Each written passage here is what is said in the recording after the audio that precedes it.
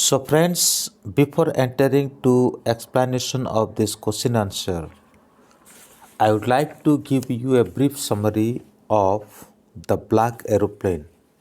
It is for class 8 communicative English. Already I have separate video in 10th class. There is also a chapter black aeroplane. So then let us begin. So good morning all of you. This is Mr. PJ Titus from Salem classes. तो story इस प्रकार है कि रात 1:30 का समय था और जो चंद्रमा है वो बिल्कुल ईस्ट की ओर उठ रहा था नरेटर के पीछे की तरफ, और जो स्टार्स है वो सभी बहुत ही अच्छी तरह से शाइनिंग कर रहे थे और वहाँ जो स्काई है वो बिल्कुल साफ़ सुथरा तरीक़ा से था। वहाँ पे कोई भी क्लाउड का दिखावट नहीं था।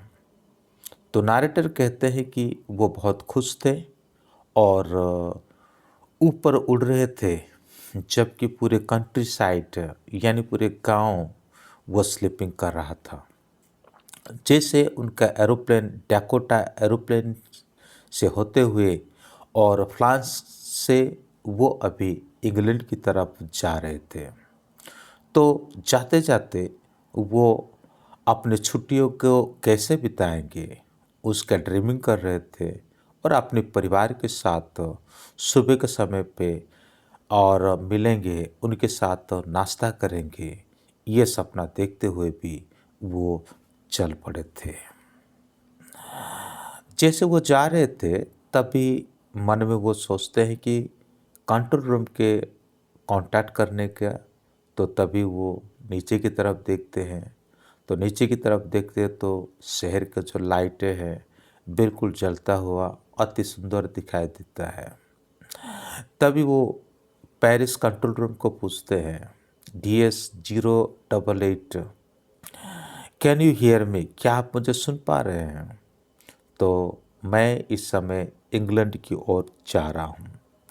तो रेडियो से एक वॉइस तत्काल आ जाता है, DS-088 मैं आपको सुन पा रहा हूँ और आप 12 डिग्री वेस्ट की तरफ मुड़ जाइए।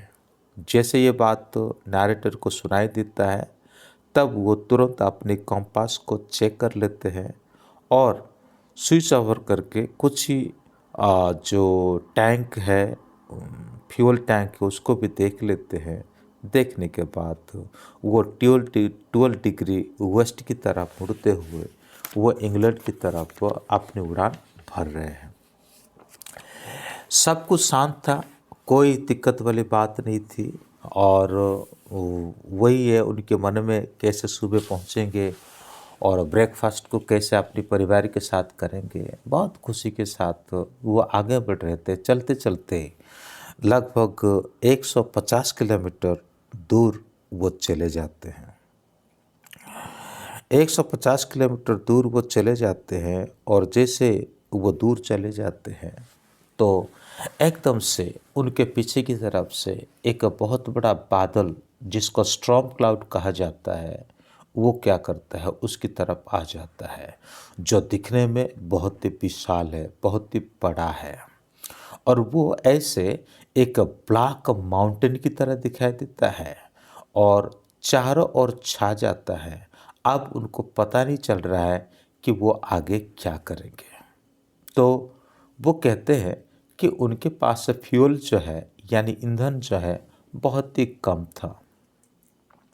ऐसी स्थिति में थोड़ी देर तो सोचते हैं कि वो वापस चले जाएंगे, लेकिन फिर भी उनके मन में एक लालसा है इंग्लिश ब्रेकफास्ट के लिए।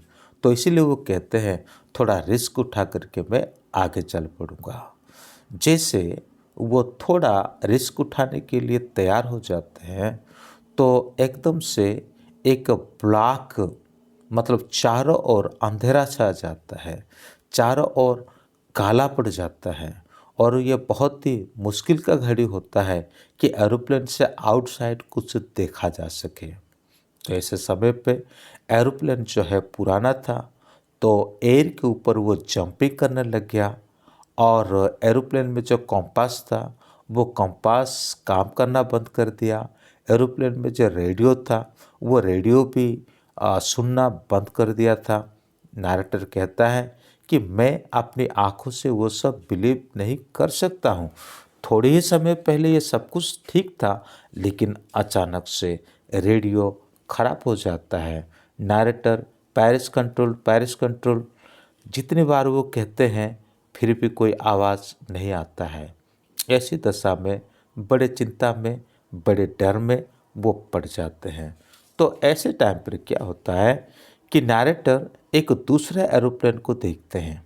जो एरोप्लेन में लाइट है उसका विंग्स में, और वो जो एरोप्लेन है बिल्कुल उनके साइड साइड में होकर के उड़ता हुआ आता है। जो एरोप्लेन में बैठा हुआ पायलट है उसका चेहरा भी दिखता है, और वो उन्हें साइन करके इशारा देते हुए उन्हें फॉलो करने के लिए कहता है।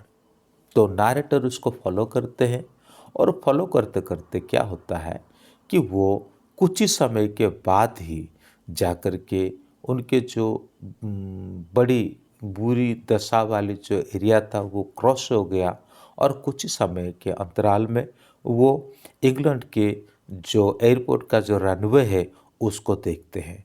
जैसे वो रनवे पहुंचते हैं, पहुंचने के बाद उतर जाते हैं, और उतर जाने के बाद अपने दोस्त को थैंक यू कहने के लिए सोचते हैं, लेकिन कहीं तक भी देखते हैं तो भी वो नहीं दिखाई पड़ते हैं। तब तुरंत वो कंट्रोल रूम में चले जाते हैं, और एक महिला वहाँ पे होती है, उसे पूछते हैं कि मेरे से पहले जो पायलट यहाँ पे आया था वो कहाँ है। लेकिन ये बात सुनने के बाद जो महिला है वो आश्चर्य हो जाती है, और कहती है कि यहाँ पर तो आपसे पहले कोई नहीं था। बस आज इस समय पर, आज के तारीख में आसमान में सिर्फ आपका फ्लाइट ही उड़ रहा था। ये बात सुन कर के वो भी ताज्जुब में हो जाता है। मन में सोचता है कौन था वो व्यक्ति जिसने मुझे इतने मुश्किल घड़ी में से बचाया है। तो ये तो था स्टोरी। इसको मिस्ट्रियस स्टोरी कहा जाता है कि आप नैरेटर को किस तरह से एक अजनबी व्यक्ति आकर के और बचा लेता है। चलिए क्वेश्चन आंसर को डिस्कस कर लेते हैं। So let's discuss the question answer. Where is the narrator going and why? Narrator कहाँ जाता था और क्यों जाता था, क्यों जा रहा था? The narrator was going to England to spend his holidays with his family. Narrator अपने जो छुट्टियों का दिन बिताने के लिए इंग्लैंड की तरफ जा रहा था अपने परिवार के ओर। What kind of weather was it when the narrator started his flight? जैसे नैरेटर अपने फ्लाइट को शुरू किया तो मौसम कैसा था? The moon was coming of in the east. तो मून जो है ईस्ट की ओर आ रहा था उनके पीछे। The stars were shining in the clear sky above him. The stars है वो बिल्कुल शाइनिंग कर रहे थे और बिल्कुल क्लियर थे। There wasn't a cloud in the sky. एक भी बादल और स्काई में नहीं था। How was the narrator feeling at the start of his flight and why? तो यात्रा के शुरुआत में नैरेटर क्या फीलिंग कर रहा था और क्यों? He was so happy. वो बहुत खुश था। Because to be alone high up above all the sleeping countryside. वो इसलिए कि जब वो आसमान में उड़ रहे होते हैं तब वो पूरे गांव जो है ना, वो स्लीपिंग कर रहा होता है। What did the narrator see when he looked down the plane? जब वो प्लेन से नीचे की तरफ देखते हैं तो क्या उन्होंने देखा? As he looked down past the nose of the aeroplane, he saw the lights of a big city in front of him. जैसे वो नीचे की तरफ देखते हैं तो तभी क्या दिखता है कि शहर का जो बड़े बड़े लाइटें हैं वो किस प्रकार चमक रहा था रात को। यही दृश्य को वो देख रहा था। What did the narrator tell Paris control and what direction was he given. तो पेरिस कंट्रोल रूम को उसने क्या कहा और उन्होंने उसे क्या डायरेक्शन दिया। He set the control of Paris, वो कंट्रोल ऑफ पेरिस को कहता है that he is on his way to England, वो अभी अपनी मार्ग में इंग्लैंड के लिए रवाना हो रहे हैं। And he was directed to turn 12 degree west. तो तभी वहाँ से उसको डायरेक्शन मिल जाता है कि अब आपको 12 डिग्री वेस्ट की तरफ अपने डायरेक्शन को मोड़ना है। Question number 6, how does the narrator describe the storm clouds. तो नरेटर किस प्रकार ये स्टॉर्म क्लाउड को डिस्क्राइब करते हैं। One is so clouds storm clouds, they were huge. They looked like big black mountains standing in front of him across the sky. तो cloud को इस प्रकार वो वर्णन करते हैं कि वो बहुत विशाल थे, साथ ही साथ ये एक काली पर्वत की तरह उनके सामने टिके हुए पूरे आसमान में फैले हुए दिखाई दे रहे थे। 7 number question, I will take the risk, what is the risk and why does the narrator take this risk. Okay, तो रिस्क क्या चीज़ है और नरेटर क्यों ये रिस्क लेना चाहता है। He took the risk because he was 150 km far away from Paris. वो रिस्क इसलिए लेना चाहते हैं क्योंकि ऑलरेडी 150 किलोमीटर दूरी पर वो पेरिस से है। And he has to reach his home for breakfast, और उन्हें अपने घर पे पहुंचना था क्योंकि उन्हें ब्रेकफास्ट अपने परिवार के साथ करना था। Why did the narrator think of going back to Paris. तो इस बीच में वो फिर से पेरिस वापस जाने के लिए क्यों सोच रहे थे। He thought of going back to Paris, वो पेरिस जाना इसलिए सोच रहे थे। He couldn't see anything else ahead, क्योंकि वो आगे कुछ भी नहीं देख पा रहे थे और इतनी सारी समस्या उनके ऊपर थी। What was the narrator's experience when he was inside the clouds. तो जब वो क्लाउड के अंदर थे तो क्या अनुभव उनके अंदर थी। Inside the clouds everything was suddenly black. जो क्लाउड के अंदर सब कुछ एकदम से काला पड़ जाता है। It was impossible to see anything outside the aeroplane. Aeroplane से बाहर देखना बिल्कुल मुमकिन नहीं था। The old aeroplane jumped and twisted in the air. ये जो पुराना एरोप्लेन था वो हवा में तैरता रहा, जंप करता रहा। He looked at the compass, वो अपने कंपास को देखते हैं। He couldn't believe his eyes, वो अपनी आंखों से उस बात को विश्वास भी नहीं कर सकते थे। The compass was turning round and round and round. The compass जो है वो बिल्कुल राउंड राउंड होकर के घूम रहा था। इट वॉज डेड, ये मृत्यप्राय हो गया था। इट वॉज नॉट वर्क, वो काम भी नहीं कर रहा था।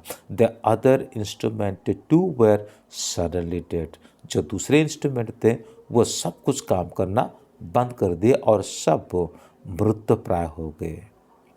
What did the pilot of the black aeroplane ask the narrator to do and why? तो तुरंत कुछ समय के बाद एक ब्लैक एरोप्लेन से एक पायलट दिखता है। वो नरेटर को कुछ कहता है। वो कहता क्या है। The pilot of the black aeroplane asked him to follow. जो ब्लैक एरोप्लेन का जो पायलट था वो उन्हें फॉलो करने के लिए कहता है, to save him and to bring him from the storm cloud, क्योंकि वो उन्हें बचाना तथा ये जो स्टॉर्म क्लाउड से पार कराना चाहता था। What did the narrator see when he came out of the clouds.